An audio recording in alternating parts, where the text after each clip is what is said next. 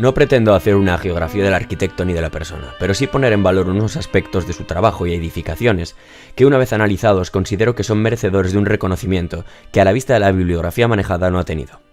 En esta presentación partiré de una visión de la arquitectura de la segunda mitad del siglo XX, desde el panorama internacional al gallego, que de alguna manera han podido influir o convivir con la obra de Alfredo Alcalá. En 50 años de ejercicio profesional, la producción es ingente, y en este trabajo me centraré en analizar algunos ejemplos tanto de rehabilitación como de obra de nueva planta que ayuden a dibujar el perfil de este arquitecto tan próximo y desconocido a la vez. En cuanto a los antecedentes, puesto que es un campo enorme y no es el núcleo del trabajo, pretendía obviar el contexto internacional, para así poder tocar todos los puntos posibles de la obra de Alcalá, así que proseguiré directamente con su formación, inicio e influencias. Nació en Ballesteros de Calatrava, en Ciudad Real, el 9 de enero de 1940. Allí estudió hasta los 14. Se trasladó a Ferrol, donde cursó los 2 últimos años de bachillerato, antes de entrar en la Escuela Técnica Superior de Arquitectura de Madrid en el 61, donde completó sus estudios universitarios en la especialidad de Restauración de Monumentos en el 67. Pero donde realmente se inició en el oficio de la arquitectura fue en el despacho del renombrado arquitecto y profesor Javier Carvajal, prestando atención a todo lo que hacían tanto Fisac como Sáenz de Oiza. Manifiesta que sus influencias principales se resumen en 3 nombres de relevancia internacional: Alvar Aalto, Le Corbusier y Wright. Este último, en palabras de Alfredo Alcalá, porque hacía una arquitectura mucho más admirable que imitable. Se mantuvo joven arquitectónicamente hablando gracias a su labor como profesor. El hecho de simultanear tarima y tablero, de estar en contacto con sus alumnos, le ayudó mucho a rejuvenecer sus ideas constructivas. En su obra siempre aparece una constante de fondo, que al final se resume en el aprecio por el material en su desnudez, tanto del hormigón como del tablero de ocume, del vidrio o el acero. Podríamos estar hablando de una arquitectura un tanto exhibicionista, como bien dice Ramón Montero. Otro aspecto que cabe señalar es que fue pionero en el desarrollo del turismo rural en Galicia. A principios de los 90, cuando todavía no existía legislación al respecto, toma la decisión de dedicar su Pazo de la Merced a uso turístico, siendo el primer alojamiento de este tipo en la provincia de La Coruña. Primeros proyectos. Voy a empezar por la Iglesia de la Magdalena. Y es que durante los años siguientes a la convocatoria del Concilio Vaticano II, ni los clérigos, ni mucho menos los arquitectos, sabían cómo hacer iglesias nuevas, por lo que hubo que inventarlas. La Iglesia de la Magdalena se encuentra en el Ayuntamiento de Cabanas.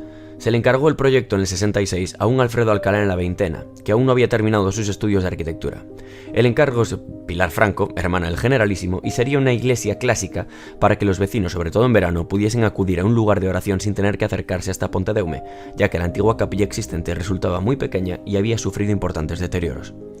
Al ver acabada la iglesia, Pilar Franco comunicó a Alfredo que su hermano no pagaría ni una sola peseta por la iglesia, y que, en palabras suyas, esto no es una iglesia, es un garaje. Esto desembocó que la iglesia tuviese que ser financiada por los propios vecinos, entre otras curiosas anécdotas. Edificada en un solar lastimoso, todo el proyecto se hace eco de la frase evangélica que el párroco quiso grabar: Maisela regó unos con vagoas. Se desarrolla en planta triangular, con acceso principal desde el vértice sur, y los laterales son segmentos escalonados de muros de hormigón armado, cuya cara superior es utilizada como base para los arranques de la estructura metálica de cubierta. La estructura de la cubierta se resuelve mediante cerchas planas de acero que soportan los paneles ondulados de fibrocemento. La iluminación se resuelve mediante una pirámide cenital invertida que focaliza su efecto sobre el altar. El lujo reside en la perfecta ejecución de los procesos constructivos, en la adecuación de la planta a la forma de la asamblea y en el oportuno control ambiental. Tan solo la puerta de madera, clara influencia de Le Corbusier por la bisagra desplazada, aporta un mínimo de convencionalidad a un espacio que aspira a confundirse con las naves industriales, quedando de esta forma como un documento vivo de una determinada época de la Iglesia española. Bueno, voy a hacer una pequeña comparación con lo que hizo Barbo en Vigo, y es que en cuanto al mobiliario litúrgico, tanto Barbo como Alcalá optan por el hormigón. En la Magdalena, el altar es un tablero sobre 2 patas con un perfil dentado, a modo de triángulo invertido de gran plasticidad, y los sitiales son un alarde de ejecución, integrados en el muro generando un espacio propio. No se puede hablar de una inspiración, ni mucho menos de copia, la relación de paralelismo que puede apreciarse entre esta obra y la arquitectura de Carlo Scarpa, concretamente con el cementerio de Treviso, entre el 69 y 78. Sin embargo, resulta significativo cómo 2 arquitectos tan distantes, en el espacio como en la edad y en la formación, llegan a las mismas soluciones y tratamientos de la luz, el espacio y sobre todo en el uso del hormigón. Para terminar con la capilla, me gustaría citar a José Manuel López Leira, que lo resume así: Escandalizó a la burguesía conservadora, las donaciones personales del dictador, el ímpetu y la vitalidad de un joven cura recién llegado de Roma, un joven arquitecto recién terminado la carrera.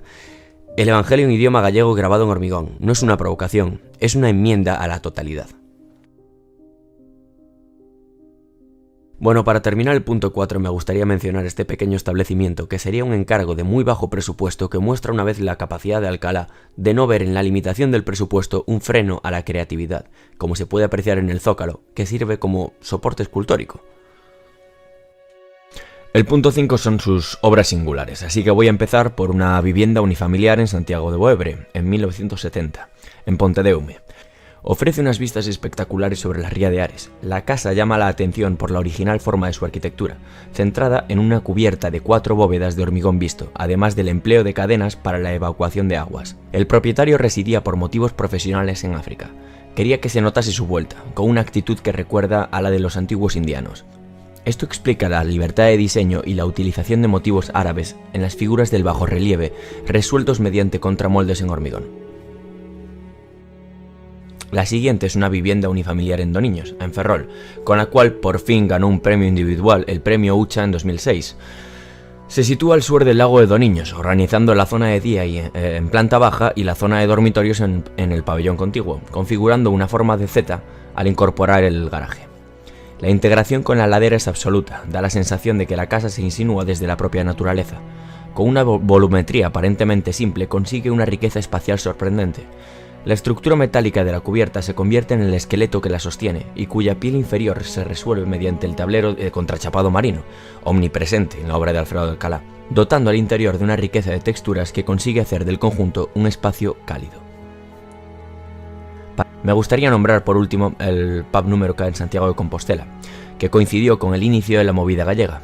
Fue un referente del cambio generacional de los 80. Cabe destacar que Alcalá elaboró un sistema de andamios en el interior, donde ver y ser visto era lo más llamativo del planteamiento, chocando frontalmente con la idea clásica de pub oscuro y angosto. Bueno, vamos con el último punto, que sería diálogos con la historia, restauración y rehabilitación. Podríamos estar hablando de Violet Leduc o Camilo Boito, pero sería un prólogo más grande que el capítulo en sí, por lo que solamente me centraré en las intervenciones a tratar. Hay pocos ejemplos de intervenciones totalmente positivas que revaloricen el objeto, y lo más habitual es que se caiga en la tentación de dejar la impronta personal, adjuntando elementos extraños que lleguen a destruir la forma o racionalidad histórica del patrimonio. Pero bueno, vamos con ello y vamos a empezar por el Ateneo en Ferrol. Originalmente destinado a la vivienda en 1762, es un edificio de estilo principalmente neoclásico. Es uno de los edificios más representativos del barrio de la Magdalena. En 1985 fue restaurado, cuando el propio barrio acababa de ser declarado conjunto histórico-artístico. Se caracteriza por la sobriedad ornamental, aunque con una potente imagen del balcón volado de ejecución exquisita, con su barandilla de hierro forjado como elemento decorativo y expresivo del alto rango de este edificio. Se optó por el criterio más purista.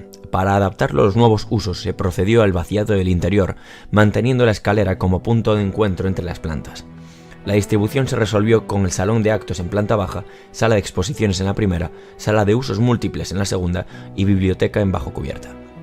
El edificio exhibe una restauración cuidada hasta el más mínimo detalle, contemporánea a la vez que respetuosa con el pasado. Parte de la composición de dos edificios contiguos, el de los nobles y el de los inquilinos, que se han fusionado para crear una estructura sólida y armoniosa. En el interior se han solventado las dificultades estructurales, pues cada edificio presentaba plantas diferentes. Facultad de Humanidades en Ferrol. Fueron numerosos los avatares necesarios durante casi 150 años para ejecutar el proyecto del hospital. Los primeros planos realizados por Tolet son de 1891 y respondían a un proyecto más ambicioso del ejecutado, que comenzó las obras en 1894 y fue inaugurado el 16 de julio de 1902. Emplazado en el corazón del campus universitario en Ferrol, destaca por su frontalidad, potencia visual y brillante rehabilitación, en el 96. Alfredo Alcalá realiza un despliegue técnico espectacular, mostrando su faceta más académica y recuperadora, a través de una sencillez y delicadeza para tener en cuenta. Armoniza una arquitectura clásica e histórica, con formas novedosas, dotando al edificio de un aire contemporáneo.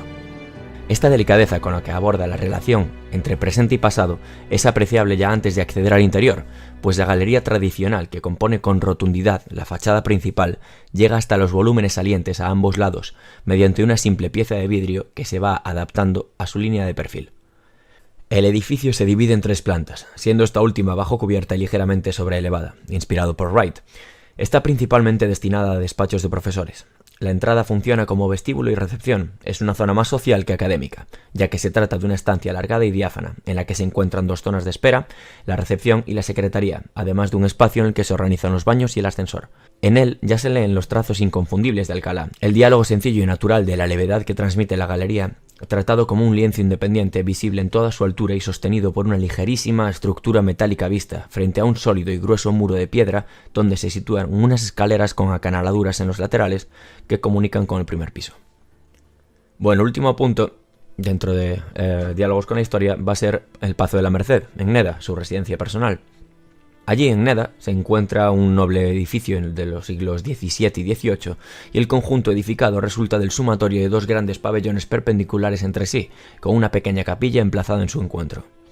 La construcción más antigua es del siglo XVI y se conserva una pequeña capilla barroca dedicada a la Virgen de la Merced, en torno a la que se edifican unas instalaciones que, siguiendo el estilo de los centros fabriles dieciochescos, responden a un diseño que se mueve entre la casa señorial y un recinto industrial. Se funda así la fábrica de curtidos de la Florida.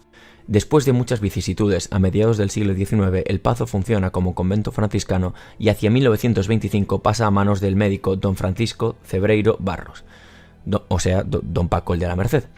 En 1978, Alfredo Alcalá adquiere la propiedad en estado ruinoso y en el 89 comenzará la rehabilitación.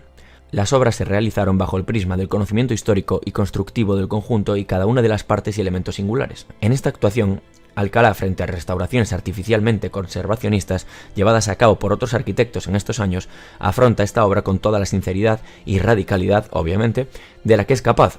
De la misma manera que en las construcciones antiguas se pueden percibir las sucesivas intervenciones con sus correspondientes estilos, aquí los materiales y técnicas constructivas actuales valoran y potencian el conjunto. Lo nuevo y lo antiguo compiten en fuerza y autenticidad. Bueno, voy a hacer una pequeña conclusión del trabajo, y es que conocí la obra de Alfredo Alcalá cuando no sabía lo que era el hormigón, cuando no sabía lo que era una iglesia y cuando ni siquiera sabía lo que era la arquitectura en sí. Tiempo después, tras muchos años yendo a Cabanas, tanto en verano como en invierno, comencé a apreciar la simpleza y elegancia de aquella pequeña capilla situada entre matorrales y apartamentos vacacionales. Todo esto me ha llevado a realizar, gracias a la tecnología disponible, una recreación virtual de una posible restauración futura de esta pequeña iglesia, que por técnica, por significado y por historia merece que no se pierda. Mi orientación laboral actual me ha permitido, a través de una nube de puntos, que a su vez fue editada en un programa de modelado de arquitectura, crear un modelo en 3D de lo que podría ser una imagen renovada de la iglesia de la Magdalena. Mi intención no es más que poner en valor un tipo de arquitectura en concreto, junto a un arquitecto infravalorado que, sin duda, dada la información recopilada, merece un reconocimiento que nunca tuvo. Dicho esto, me gustaría hacer una valoración final del arquitecto y su obra, y para no caer en subjetividades, debilidades o apasionamiento, os mostraré adjetivos y frases de los encuestados que nos den el perfil de un profesional que merece el reconocimiento de un gran arquitecto. Comprometido con la modernidad arquitectónica, consigue dar dignidad a un bloque de hormigón, ideas muy claras, proceso creativo curioso, arriesgado, apasionado por el detalle, fidelidad al espíritu de la época, sinceridad constructiva, globalidad espacial, oficio, economía de esfuerzos, de medios y de presupuestos, conocimiento del material, valentía y osadía, personalidad plenamente reconocible, polémico y original, capaz e ingenioso. Volviendo al principio, creo entonces que una arquitectura así tiene el derecho a ser considerada todo un arte.